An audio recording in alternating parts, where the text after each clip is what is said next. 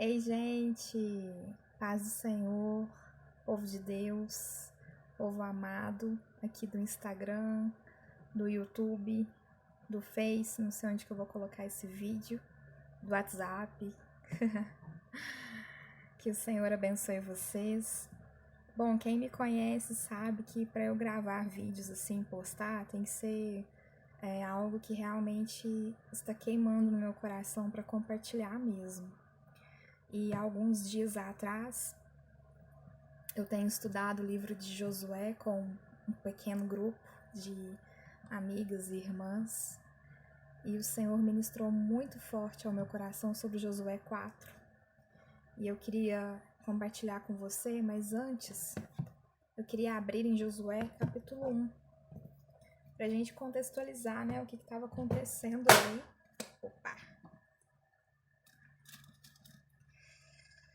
O que estava acontecendo ali nesse capítulo 4. O que é o Josué capítulo 1? Ele se resume em um aviso, né? Deus avisando Josué de uma notícia, dando a ele uma notícia, e também Deus dando a Josué uma missão, chamando ele para um propósito, para uma missão, né? Entregando para ele um chamado. E quando eu li, né, o capítulo 1 de Josué, já li algumas vezes, mas eu nunca parei assim para pensar na profundidade desse capítulo, porque sempre que a gente lê ele, a gente foca muito naquele versículo que fala para meditar na palavra, dia e noite, seja forte e corajoso. Mas pensando profundamente, eu comecei a viajar no que Josué passou ali naquele momento. Por quê? Quem que era Josué, né? Vamos recapitular aqui. Josué, ele foi um cara que foi discipulado por Moisés. Podemos dizer que ele era o braço direito de Moisés. Ele amava Moisés, ele admirava Moisés e ele, onde Moisés estava, ele ia atrás, porque ele tinha fome de Deus, né? Eu creio que ele olhava para Moisés e Moisés era um referencial de uma vida de intimidade com Deus, e ele queria isso para ele. Então, onde Moisés estava, Josué ia atrás, ele queria sugar o máximo que ele podia, né? A palavra diz que quando Moisés entrava na tenda do encontro para falar com o Senhor tete a tete, né? Face a face, Josué ficava na entrada dessa tenda, observando. Enquanto isso, o povo estava longe, cada um nas suas tendas, mas Josué queria estar perto. Quando Moisés subia no monte para falar com o Senhor, Josué ficava mais perto, ficava ali no pé do monte, esperando Moisés descer, né? Então, quando Deus, no capítulo 1, ele comunica Josué que Moisés morreu, a Bíblia não fala isso, mas eu creio que ele deve ter chorado muito. E a gente percebe que ele chora muito porque Deus fala com ele que seja forte e corajoso mais de uma vez. Tem uns 3 versículos aqui, ou até 4, Deus falando com ele, seja forte e corajoso, seja forte e corajoso. Então eu imagino que quando ele fica sabendo que o seu amigo, o seu mentor, o seu pastor, né, que Moisés praticamente pastoreava vidas ali, né, morreu, ele deve ter chorado muito, deve ter ficado muito abatido. E nesse mesmo comunicado, Deus dá para ele uma missão e fala: Josué, agora é com você, né? Você que vai liderar esse povo, você que vai fazer esse povo atravessar o Jordão e conquistar a terra. E eu imagino que ele aceitou, né? Lógico, esse chamado, depois a gente vê mais pra frente. Mas eu imagino que dentro dele deve ter dado um frio na barriga, né? De pensar assim, nossa, eu vou substituir um grande líder, né? Porque Moisés foi um grande líder. E agora, né? Como que vai ser? Mas ele vai.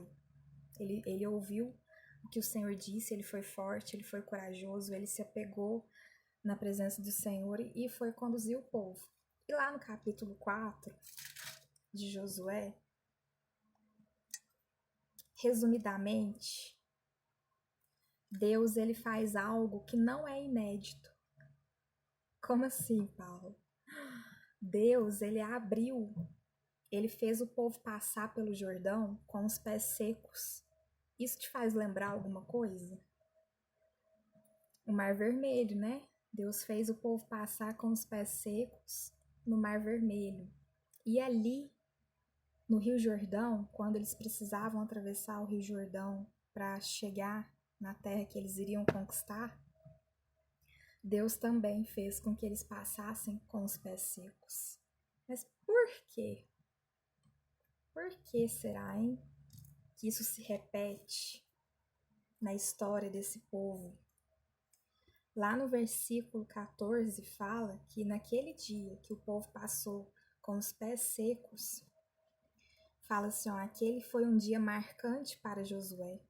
O Senhor fez com que o povo reconhecesse o valor de Josué. E o povo passou a respeitar Josué como havia respeitado Moisés.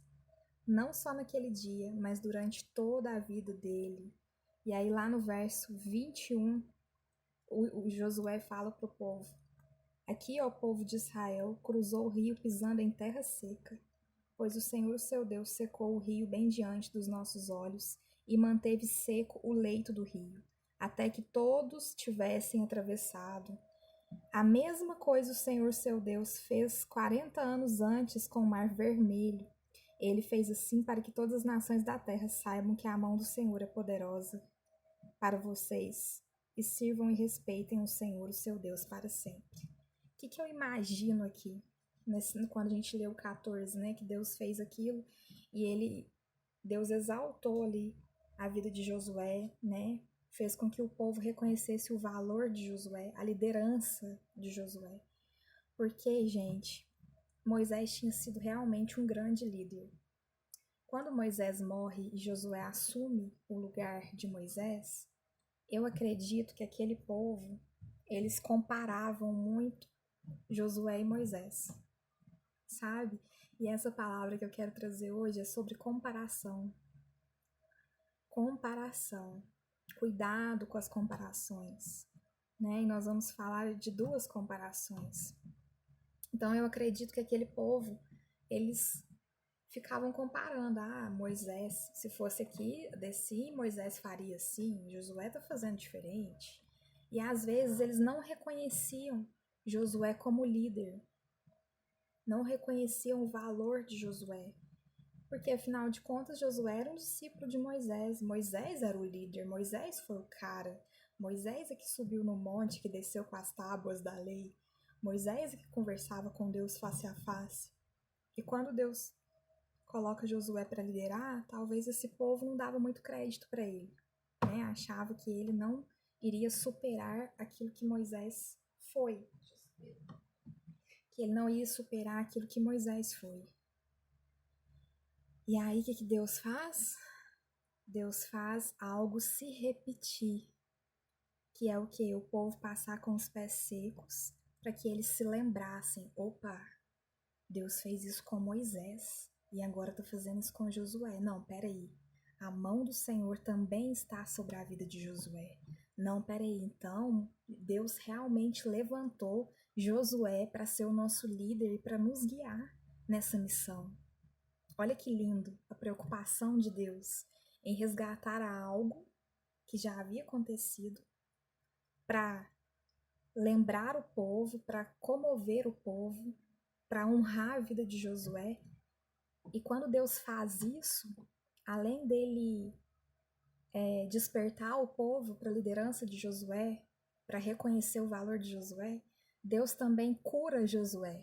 Porque eu creio que até ali Josué estava conduzindo o povo, mas eu creio que às vezes até ele mesmo se comparava, né? Às vezes até ele mesmo se cobrava, falava assim, nossa, tem que superar Moisés, eu tenho que ser igual a Moisés, eu preciso fazer como Moisés. Então, quando Deus traz isso de novo, eu creio que aquilo ali serviu até de cura para Josué. Para mostrar para Josué, Josué, da mesma forma que eu usei Moisés, eu também vou usar a sua vida. Da mesma forma que eu fui com Moisés, eu também sou com você. Você não precisa se comparar. Você não precisa ser uma cópia de Moisés: basta ser você que eu vou te usar.